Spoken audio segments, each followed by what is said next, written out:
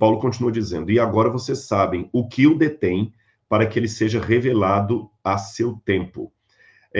Há muitas possibilidades hermenêuticas do que seria aquilo que o detém. Alguns pensam que aquilo que detinha o anticristo era o Império Romano, que ainda não permitia que um falso Messias assumisse o poder. Outros pensam que aquilo que detinha o anticristo era o Espírito Santo, que o Espírito Santo ainda tem aquela força de refrear os ventos. Deus manda os anjos refrear os ventos em Apocalipse capítulo 7. Mas seja o que for que detém esse anticristo, Paulo diz que ele ainda estaria no futuro. Correto? Estaria no futuro.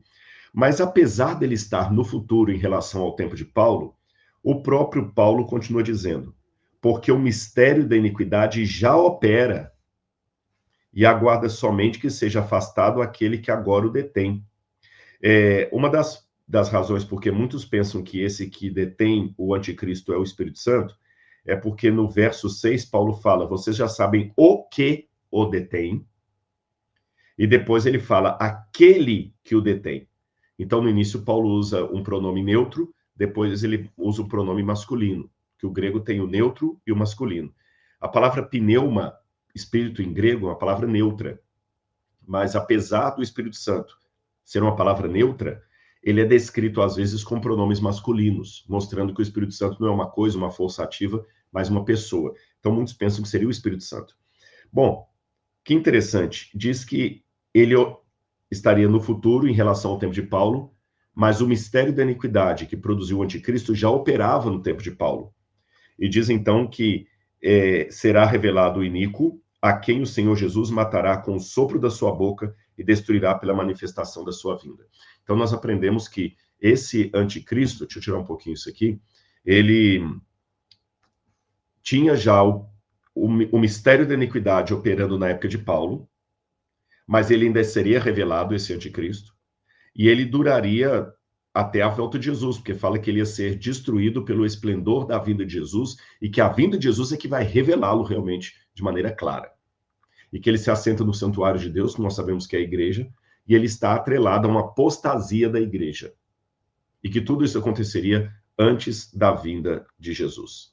Eu deveria ter tirado esses slides há mais tempo, para não ficar meu rosto pequenininho, mas agora Paulo vai dialogar com a carta de João, 1 João, onde o anticristo vai ser mais detalhadamente explicitado.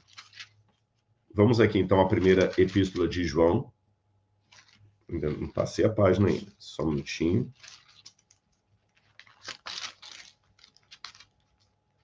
1 João, capítulo 2, versículo 18 em diante. João diz assim: filhinhos, esta é a última hora. E como vocês ouviram que o anticristo vem, ele usa no singular, o anticristo, então ele vem, também agora muitos anticristos têm surgido. Eu acho que se eu ligar João com Paulo, eu entendo por que Paulo falava que o mistério da iniquidade já operava no tempo de Paulo. Porque já havia anticristos, no plural, atuando no primeiro século, na época de João.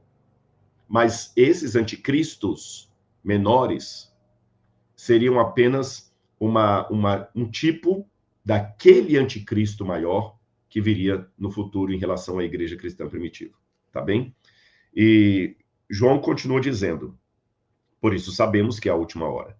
Eles, esses anticristos, saíram do nosso meio, mas não eram dos nossos, porque se tivessem sido dos nossos, teriam permanecido conosco. Isso aqui reforça aquela ideia que eu falei com vocês, que o anticristo, de acordo com a carta de Tessalonicenses, é um ímpio, herege, que sai do meio cristão por causa da apostasia. Então aqui já dá para eliminar um monte de candidatos anticristo. O anticristo não pode ser um ateu, não pode ser um líder comunista ateu, como muitos propuseram. O anticristo não pode ser um computador, como alguns também já disseram. O anticristo não pode ser a ONU. O anticristo tem que ser alguém que saiu do meio cristão, um apóstata. Tanto é que em Apocalipse, capítulo 17, quando faz uma analogia... Deixa eu terminar de ler isso aqui, depois eu vou para Apocalipse 17. Então, João fala que eles saíram daquele meio e tudo mais. E ele continua dizendo, verso 20, mas vocês têm a unção que vem do santo e todos têm conhecimento. Não escrevi a vocês porque não conhecem a verdade, mas porque vocês a conhecem e porque nenhuma mentira procede da verdade. Quem é o mentiroso, senão aquele que nega que Jesus é o Cristo? Este é o anticristo, que nega o Pai e o Filho. Todo aquele que nega o Filho, esse não tem o Pai. E aquele que confessa o Filho tem igualmente o Pai. Então, verso 26, vou pular para o verso 26. Isso que acabo de escrever para vocês é a respeito dos que estão tentando enganá-los. Então, João atrela muito o anticristo a uma heresia cristológica. Não significa que o anticristo ia ser apenas um herege em cristologia. Não, lembre que ele também se levanta contra o povo de Deus, etc. Apocalipse 17 fala de uma mulher montada na besta que João vê no deserto. Eu sei que muitos talvez discordem de mim, mas eu entendo que essa mulher do capítulo 17 aqui é a mesma mulher de Apocalipse capítulo 12. Porque no capítulo 12, João vê uma mulher pura, que representa o povo de Deus íntegro, sendo perseguida por um dragão e posteriormente por uma besta. Tá certo? Então a mulher é perseguida por uma besta. A besta vai perseguir a mulher e vai até o deserto. E a cena de Apocalipse 12 termina com esse impasse. A mulher, povo puro de Deus, fugindo para o deserto, e a besta indo ao deserto para atacar a mulher. E não fala mais o que aconteceu. Mas dá uma nota que ela é, no mínimo, desconcertante. A nota é a seguinte.